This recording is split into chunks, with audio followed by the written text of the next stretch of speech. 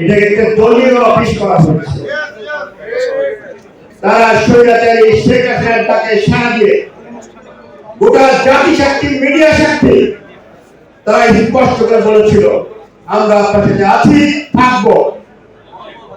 আমরা ছিলাম, আছি এবং থাকবো, মৃত্যুর পর্যন্ত থাকবো, মৃত্যুর পরেও থাকবো, একথা বলেছে।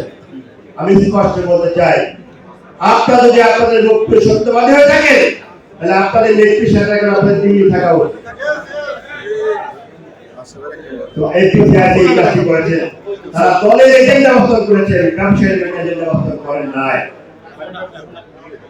ব্যবসায়ীদের যে একটি সূচক আঁকাতে চায়, ইজ অফ ডুইং বিজনেস, ব্যবসা সহজীকরণ যে সূচক, ইন্ডিকেটর, আমরা 194 দেশের মধ্যে আমাদের অবস্থান 174। আমরা স্পষ্ট বলতে চাই, আমরা কারেকশন চাই। ভবিষ্যতে যদি এখান থেকে আর কোন দল ব্যস্ত হয়ে নয়, সে কারেকশন হতে চাই। আমরা ব্যবসায়ীদের নেতা চাই, আমরা নতুন করে গভর্নমেন্ট দেখতে চাই না।